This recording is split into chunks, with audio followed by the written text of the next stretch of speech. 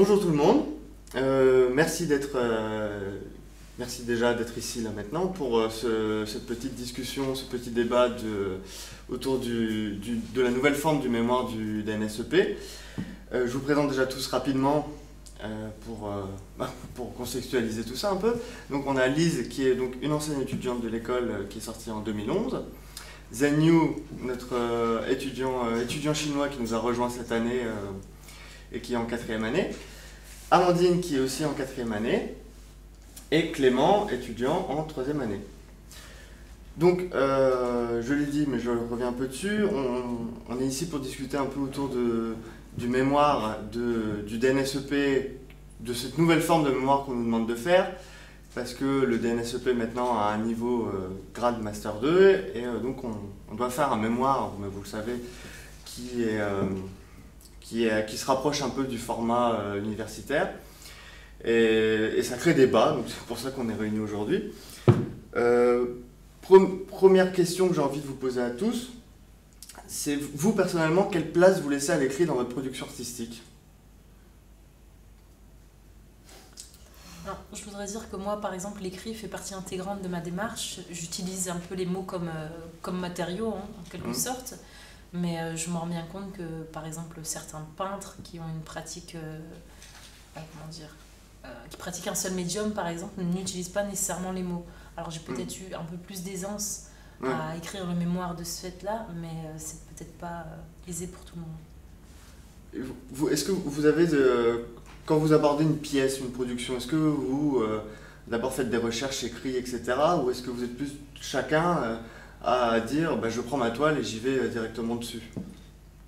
Moi, je suis un peu dans le même cas que Lise, en fait. Ma pratique personnelle, quand je commence un sujet ou un boulot, en fait, j'ai créé un concept qui fait partie intégrante de mon travail, qui est un concept d'arbre à mots, et en fait, je travaille vraiment à partir du sujet, et à partir de là, je crée une arborescence sur des mots, et du coup, ça me permet d'aborder différemment, et vraiment d'intégrer aussi le texte. Donc je pense que c'est aussi plus facile. J'ai déjà cette pratique-là. Moi, non. Ça m'arrive de plaquer des idées sur le papier, mais c'est plus pour la mémoire, quoi. Un sujet, je suis souvent assez prolixe, je vais avoir plein d'idées pour un sujet, pour un peu faire le tri dans mes idées. Mais tu as quand même un travail d'écrit avant. Ouais, mais qui est pas destiné à être partagé. Ouais. Qui n'est pas du tout destiné à être partagé. Ouais. C'est un brouillon personnel, je pense. Et toi, Zanyu? Pour moi, je trouve que c'est nécessaire d'écrire une sorte de programme pour organiser un peu les idées, le concept, pour voir clairement. Ouais. Même en français ou en chinois, ça peut nous aider quand même pour notre travail plastique. Toi, tu le fais? Moi, je le fais, oui. D'accord. Ouais. Donc tout le monde le fait. Mais moi, je le fais pas nécessairement. Les mots font partie de ma pratique, mais souvent, je fais des choses comme ça. J'ai une idée qui passe par la tête, c'est brut, et je le fais au feeling. Et après, je reviens peut-être dessus, je laisse décanter un peu les choses, je laisse de la distance, je prends du recul, et après, je peux écrire dessus. Mais tout de suite, c'est plus délicat. Je pense qu'il y a un temps quand même. Ça vous arrive justement d'écrire après, peut-être, sur une production? Oui, ça arrive. Oui, plutôt. Oui, ça arrive. Ouais. Parce qu'on me le demande. Parce qu'on me le demande. Mais c'est intéressant. Après, on me le demande, mais ça se révèle utile, quoi. Ça permet d'avoir plus de recul et de prendre conscience des choses qu'on ne répond.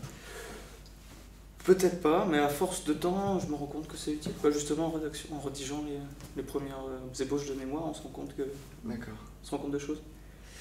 J'allais dire, je pense que ça aide aussi à contextualiser son travail, à se situer par rapport à d'autres, et peut-être à utiliser des mots un peu plus, comment dire, un peu plus poussés, pro ou définis sur ce qu'on fait en fait. Pour après peut-être mieux comprendre ou peut-être mieux cibler son propre travail. De se situer peut-être. Se situer. Du coup, je rebondis, j'enchaîne là-dessus. Est-ce que vous pensez que, d'après vous, le mémoire du DNSEP doit parler de sa pratique plastique ou au contraire être dans complètement autre chose? Après, je veux dire, on ne nous laisse pas nécessairement le choix. Moi, je sais que quand j'ai passé le DNSEP, le mémoire, on devait l'axer sur son travail. Et j'ai fait tout au long de mon mémoire des parallèles par rapport à d'autres mouvements artistiques, par exemple l'esthétique relationnelle, l'art contextuel. Et tandis que mon ami qui était à Toulon devait écrire un mémoire par rapport à un artiste ou un mouvement sans jamais parler de son travail. Donc ça, après, c'est des obligations qu'on a d'en haut. Et est-ce que tu aurais préféré être dans le cas de ton ami ou avec du recul? Ben, je sais pas, j'ai l'impression que c'est peut-être une charge de travail qui nous apporte pas grand-chose si on parle d'autre chose. À moins que ça devienne vraiment un écrit en soi et peut-être une espèce de réalisation, en fait, une pièce plastique. Mais, par exemple, pour Zen You, voilà, le fait de... Si on te demande d'écrire sur quelque chose qui n'a rien à voir avec ton travail, qu'est-ce que ça te... Je trouve le mémoire, c'est pas forcément... Il n'y a rien à voir avec notre propre travail, c'est justement... Le mémoire pour nous, je pensais, c'est quelque chose de recherche. Ça veut dire des recherches autour de ton travail plastique, mais pas forcément... pas forcément lié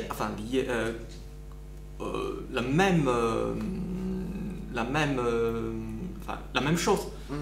Ça veut dire un développement dans notre recherche. Ça veut dire que tu fais un travail plastique et après des recherches à côté sur les artistes ou sur d'autres choses, sur d'autres travaux qui concernent le même élément ou même idée, mais c'est pas la même réalisation. Donc ces recherches, je trouve, c'est assez important. Et pour lier notre plastique, je trouve que ça sera bien de lier, mais peut-être pas forcément. Ouais. Et je pense à ça là tout de suite, maintenant d'un coup, mais pour toi qui es chinois, qui doit écrire ce mémoire en français, on demande quand même d'avoir une forme d'écriture. Je trouve justement pour les étudiants étrangers, c'est quand même difficile parce que on arrive dans un pays étranger, par exemple en France, et on essaie de parler en français, écrire en français, oui, c'est nécessaire et c'est obligatoire. Ça, c'est bien. Mais après, pour le mémoire, c'est sûr qu'on n'arrive pas au même niveau avec les étudiants français. Donc, je trouve que ça sera bien de multiplier un peu les formes de mémoire. Ça veut dire peut-être pas forcément sur papier ou il y aura une autre forme. Ça veut dire ces genres de recherche. Ça peut être des vidéos ou quelque chose plus... Oui, voilà, comme toi moi, tu as fait, voilà. Je trouve que c'est très intéressant aussi. Mais en même temps, écrire un mémoire, c'est aussi une... je trouve que c'est un peu compliqué parce que c'est pas justement quelque chose d'administratif. C'est aussi quelque chose de réaliser ou réorganiser les vocabulaires de ton travail. Ça veut dire de voir plus clairement le concept. Ouais. Et aussi pour les autres. Ouais. Amandine, toi, t'en penses quoi de...